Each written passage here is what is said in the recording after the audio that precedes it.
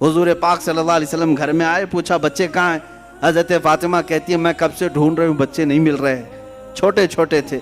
रसूल पाक सल्लल्लाहु ताला अलैहि वसल्लम ढूंढने के लिए भेजे तो देखते हैं मदीने मस्जिद नबवी के थोड़ा सा दूर एक दरख्त के नीचे दोनों बच्चे बैठे हुए हैं, खेल रहे हैं, लेकिन जिब्राइल अमीन दोनों पर साया किए हुए हैं। हाँ, फरिश्ते साया किए हुए रहते हैं। और यही हसनैन करीमैन हैं।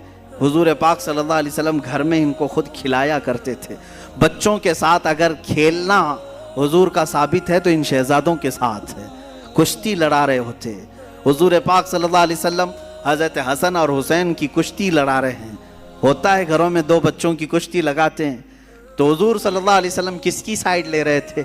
हज़रत इमाम हसन की साइड ले रहे थे। वो बड़े थे और हज़रत हसन को कहते थे, हसन तुम हुसैन को यहाँ से पकड़ो, इधर से पकड़ो, इधर से पकड़ो, जैसे हम बच्चों को कुश्ती लड़वाते हैं।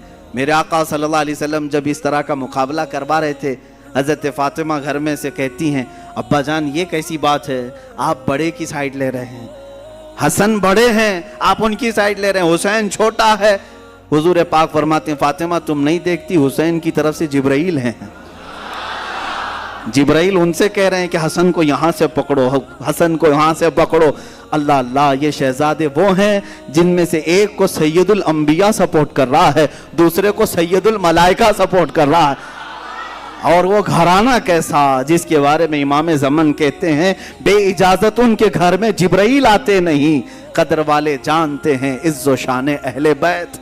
ये रसूलुल्लाह के घर वालों की, और इनको कभी नाराज करना मेरे आका को हरगिज़ पसंद नहीं था। हुजूर पाक सल्लल्लाहु ताला अलैहि वसल्लम कभी इन दोनों बच्चों को नाराज होने नहीं देना चाहते।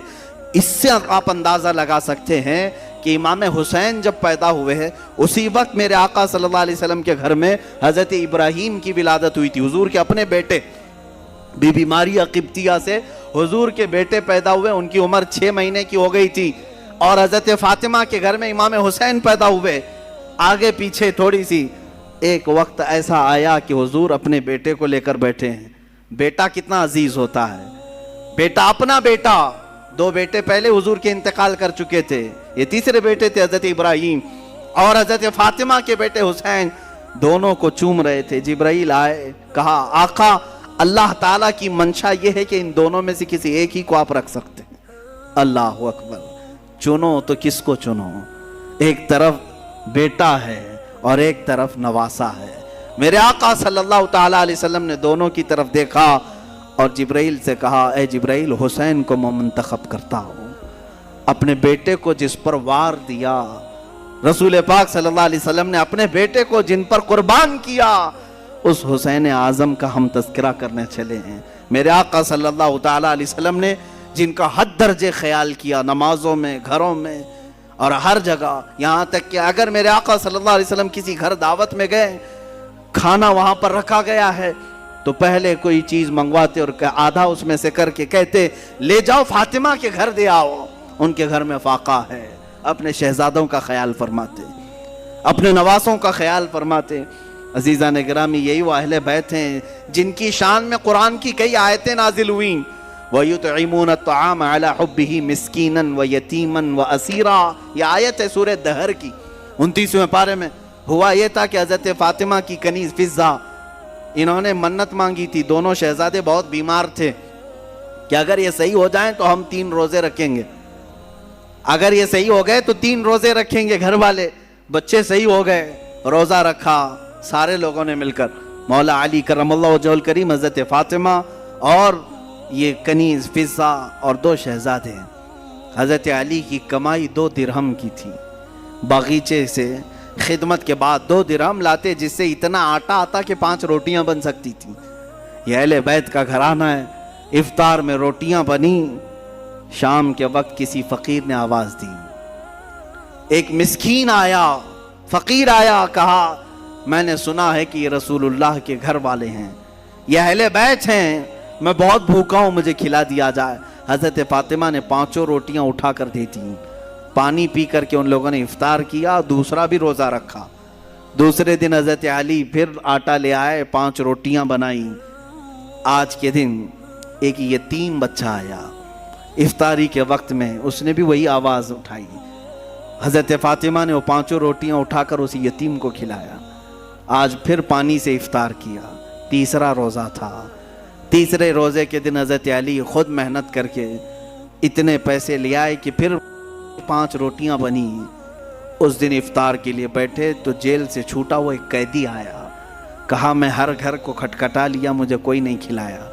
मैंने सुना है कि अहले बैत हैं, रसूलुल्लाह के घर वाले, यहाँ से वापस नहीं भेजते किसी को।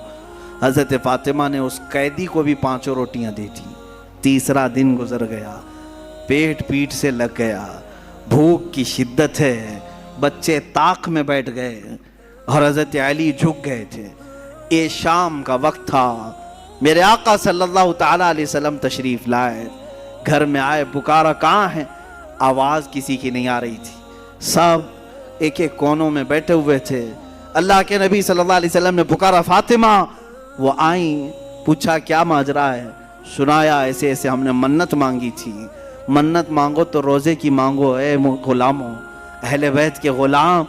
खाली धागा बांधने और ताला बांधने की नीयत मन्नतें नहीं होती। मन्नत कुरान ख़त्म करने की भी करो, रोज़ा रखने की भी करो, ये अल्लाह को राज़ी करने वाली मन्नतें हैं। बहरहाल हज़रत फ़ातिमा ने अर्ज़ किया कि ऐसा ऐसा हाल हुआ है। अल्लाह के नबी सल्लल्लाहु ताला अलैहि वसल्लम ने फरमाया अभी अभी मुझ पर आयत करीमा नाजिल हुई। अल्लाह ने फरमाया वयुतइमून अत्ताअम अला हुब्बिही मिस्कीनन व यतीमन व असीरा। ये वो लोग हैं जो अल्लाह की मोहब्बत में कभी मिस्कीन को खिलाते हैं, कभी यतीम को खिलाते हैं और कभी कैदी को खिलाते हैं। आका कौनैन सल्लल्लाहु अलैहि वसल्लम ने फरमाया बशारत हो फ़ातिमा, तुम इम्तिहान में कामयाब हो गई। ना वो मिस्कीन था, ना वो यतीम था, ना वो कैदी था। हर दिन अल्लाह का एक फ़रिश्ता आता था जो अहले बैत का इम्तिहान ले रहा था कि ये कितना अता कर सकते हैं। तुम इम्तिहान में कामयाब हो गए और उस दिन उनके घर में जन्नत से अल्लाह ने खाने नेमत उतारा। अजीज़ा ने गिरामी, यह अहले बैत का घराना है। उनके पास इम्तिहान लिया भी गया तो सब अता करते रहे। उनकी शान ही यही है। अल्हम्दुलिल्लाह हमने भी बहुत सारे सादात और मशाइख को देखा है, वो नवाजने वालों में से हैं, अता करने वालों में से हैं। रसूल पाक सल्लल्लाहु ताला अलैहि वसल्लम की ये सिफ़ात उनके घरों में आज भी पाई जाती हैं। अल्लाह उनका साया हमारे सरों पर दराज फरमाए। अब हालात करबला की तरफ हम चलते हैं मेरे अजीज़ों। हालात ऐसे क्या पेश आए कि ये करबला का वाक़या रोनमा हो गया। हालात ऐसे कैसे आ गए कि इतना बड़ा साने